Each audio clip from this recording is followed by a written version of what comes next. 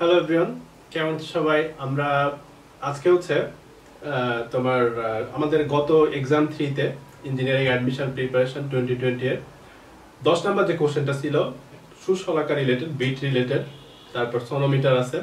তো আমরা কিন্তু টানাতারের আর কম্পনের জন্য তোমার যে ফ্রিকোয়েন্সিটা হয়, যে কম্পাঙ্কটা হয়, সেই কম্পাঙ্কের একটা সূত্র শিখছি। কোশ্চেনটা আসলে এই রিলেটেডই ছিল। আমরা একটু পড়ি, আসো কোশ্চেনটা পড়ি।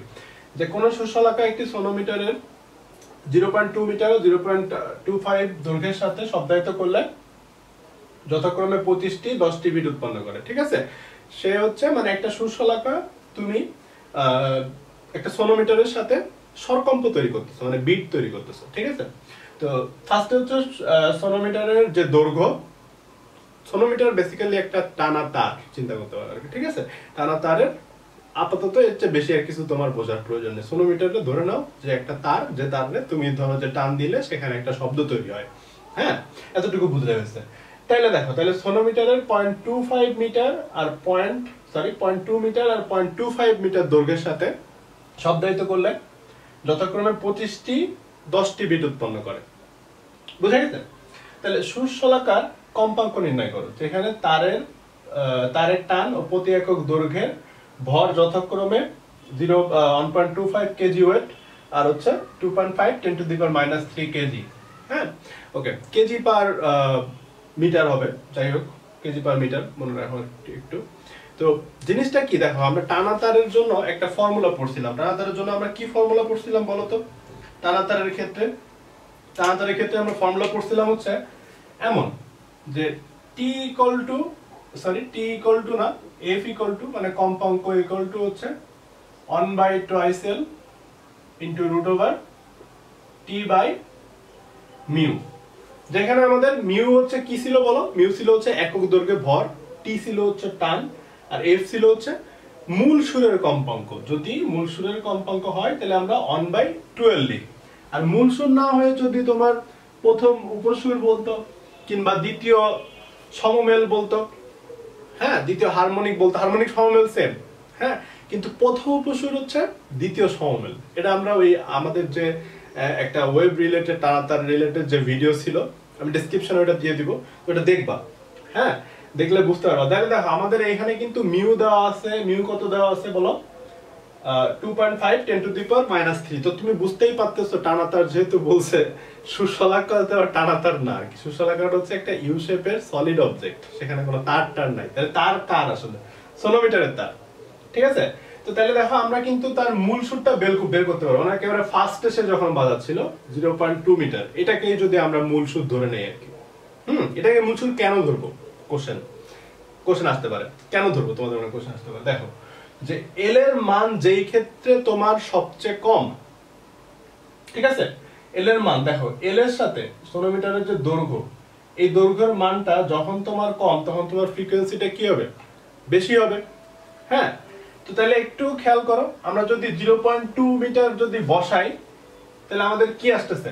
0.2 মিটার ফার্স্টটা যদি আমরা বের করি, তাহলে এল ইকুয়াল টু ধরো হচ্ছে তোমার 0.2 মিটার, টি ইকুয়াল টু হচ্ছে তোমার 1.25 কেজি ওয়েট। তো এজন্য আমরা 9.8 নিউটন দিয়ে গুণ দিয়ে দিলাম আর কি। গুণ দিয়ে নিউটন নিয়ে গেলাম, কেজি ওয়েট আর রাখলাম না। যেখানে কেজি ওয়েট দেখবা সেখানে 9.8 দিয়ে গুণ দিয়ে তাকে নিউটনে নিয়ে যাবা। ঠিক আছে, ওকে। তারপর তোমার মিউ দেওয়া আছে। মিউ ইকুয়াল টু কত দেওয়া আছে বলো? মিউ ইকুয়াল টু দেওয়া আছে হচ্ছে 2.5 × 10⁻³ 2.5 × 10⁻³ কেজি পার মিটার আর কি। এখানে কেজি পার মিটারটা বলা ছিল না। ওকে, তো এখন আমরা এফটা বের করতে পারবো। এফটা কত আসছে দেখো তো? 1/12। 12 মানে হচ্ছে কত? 0.4 × √/t/μ। টি হচ্ছে 1.25 × 9.8 ডিভাইডেড বাই মিউ। মিউ হচ্ছে কত বলো? 2.5 × 10⁻³ তো এটা যদি একটু আমরা ক্যালকুলেটরে করি, তাহলে আমাদের যে ভ্যালুটা আসবে, সেই ভ্যালুটা আসবে হচ্ছে 1/0.4, হ্যাঁ, ইনটু √/t/μ। টি হচ্ছে তোমার 1.525 into 9.8 9.8 divided by 2.5 10 to the power minus 3 ঠিক আছে তাহলে 175 আসছে কত আসছে বলো 175 হার্টজ ঠিক আছে এটা কতর জন্য এটা হচ্ছে আমাদের তারের দৈর্ঘ্যটা যখন 0.2 মিটার হ্যাঁ তাহলে তারের দৈর্ঘ্যটা যখন 0.25 মিটার তখন যে মূল সুরটা হবে সেই মূল সুরের যে কম্পাঙ্ক সেই কম্পাঙ্ক তুমি বুঝতেই পারতেছো কি হবে বলো তো কমে যাবে নাকি বেড়ে যাবে সেটা কি হবে না হবে আমরা এই সূত্র দেখেই কিন্তু সহজে বুঝতে পারি দেখো এফ এর সাথে এল এর সম্পর্ক কি ব্যস্তানুপাতিক তাহলে দৈর্ঘ্য বাড়াইলে ফ্রিকোয়েন্সি কি হবে বলো কমবে তার মানে আমরা সোনোমিটারের দৈর্ঘ্য বাড়াইলে তার ফ্রিকোয়েন্সিকে কি করতেছি বলো কমাই দিচ্ছি ওকে এখন তোমাকে বলছে হচ্ছে সুষমালাকার কম্পাঙ্ক বের করতে আমরা যেভাবে শিখছিলাম সেভাবে আমরা করব দেখো জিনিসটা হচ্ছে কি তুমি ফার্স্টে ধরে নাও এটা হচ্ছে তোমার সুষমালাকার কম্পাঙ্ক এটা হচ্ছে তোমার সেই এ যে সুষমালাকা সেই সুষমালাকার কম্পাঙ্ক এখন প্রথমে যখন 0.2 মিটারে সোনোমিটারের সাথে শব্দায়িত করতেছিলে তখন কয়টা বিট উৎপন্ন করতেছিল বলো 25টা বিট উৎপন্ন করতেছিল কয়টা বিট 25টা ঠিক আছে ওকে তো দেখো তো যে সোনোমিটারের ফার্স্টে 0.2 মিটারের জন্য কম্পাঙ্ক কত পাইছো 175 ঠিক আছে তাহলে 175 যদি হয় 175 ধরে নাও যে 175 এর লাইনটা হচ্ছে এইখানে কোন একটা জায়গা এইখানে কোন এটা হচ্ছে 175 হার্টজ সোনোমিটারেরটা ঠিক আছে এবং এই যে গ্যাপটা আমরা জানি আমরা শিখছিলাম যে এই গ্যাপ দিয়ে আমরা বেসিক্যালি বোঝাই হচ্ছে বিট সংখ্যা তাহলে প্রথমে গ্যাপটা কত ছিল দেখো তো 25 হার্টজ ঠিক আছে